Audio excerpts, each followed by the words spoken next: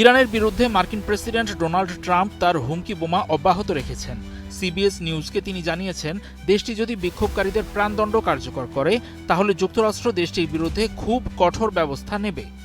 যুক্তরাষ্ট্র ভিত্তিক মানবাধিকার রক্ষাকারী গোষ্ঠী human right activist news agency HRANA ট্রাম্পের সুরেই প্রচারণা চালাচ্ছে। সংস্থাটি প্রচার করছে, ইরানি কর্তৃপক্ষের সহিংস দমনপীড়নে এ পর্যন্ত 2571 জন বিক্ষোভকারী নিহত হয়েছেন। বিবিসি পার্সিয়ান ইরানি আদালতে মাত্র 2 দিনের মধ্যে খুব দ্রুত প্রক্রিয়ায় প্রাণদণ্ডের রায় দেওয়ার খবর প্রচার করছে। খবরটির উপর ভিত্তি করে ইরানি সরকারের বিরুদ্ধে মানুষকে দমন করতে এবং ভয় ছড়াতে সব ধরনের কৌশল ব্যবহার করার অভিযোগ তোলা হচ্ছে। একজন ইরানি কর্মকর্তা রয়টার্সকে বলেছেন, 2000 মানুষ নিহত হয়েছে। নিহতের এ সংখ্যায় বিক্ষোভকারীদের পাশাপাশি সরকারের নিরাপত্তা বাহিনীর সদস্যরাও রয়েছেন। এর জন্য তিনি সন্ত্রাসীদের দায়ী করেন। আর HRANA জানিয়েছে, সরকারের সঙ্গে সংশ্লিষ্ট প্রায় 150 জন ব্যক্তি প্রাণ হারিয়েছেন। ট্রাম্প এর আগে জানিয়েছেন, তিনি 31 জানুয়ারি রাতে হোয়াইট হাউসে একটি বৈঠকে অংশ নেবেন, যেখানে ইরানের পরিস্থিতি নিয়ে আলোচনা করা হবে। তিনি বিক্ষোভের প্রকৃত নিহতের সংখ্যা জানার কথা দিয়েছেন। সাংবাদিকদের তিনি বলেন, নিহতের সংখ্যা নিয়ে এখনও তিনি নিশ্চিত নন। সংখ্যাটি পাওয়ার পর তিনি সেই অনুযায়ী ব্যবস্থা নেবেন বলে জানিয়েছেন।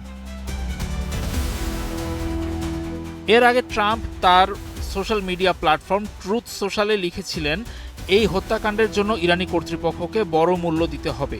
তিনি জনগণকে বিক্ষোভ চালিয়ে যাওয়ার আহ্বান জানান। তিনি আরও যোগ করেন, বিক্ষোভকারীদের উপর এই কাণ্ডজ্ঞানহীন হত্যাকাণ্ড বন্ধ না হওয়া পর্যন্ত আমি ইরানি কর্মকর্তাদের সঙ্গে সব বৈঠক বাতিল করছি। সাহায্য আসছে। Make Iran great again. ইরানের ওপর 25% শুল্ক আরোপের ঘোষণা দেওয়ার পর ট্রাম্প এখন সামরিক সহ অন্যান্য বিকল্পগুলো বিবেচনা করছেন। এর জবাবে ইরান সরকার যুক্তরাষ্ট্রের বিরুদ্ধে সামরিক হস্তক্ষেপের অজুহাত তৈরির অভিযোগ এনে সতর্ক করে বলেছে, ওই কৌশল আগেও ব্যর্থ হয়েছে। ইরানের মুদ্রার পতন এবং জীবনযাত্রার ব্যয় বাড়তে থাকার ক্ষোভ থেকে দেশটিতে বিক্ষোভ ছড়িয়ে পড়েছিল, যা পরে পশ্চিমা শক্তি সরকার পরিবর্তনের রূপ দিয়েছে বলে ইরান সরকারের অভিযোগ। HRAN এর তথ্য অনুযায়ী বিক্ষোভে এ পর্যন্ত 18,434 জনেরও বেশি বিক্ষোভকারীকে গ্রেপ্তার করা হয়েছে।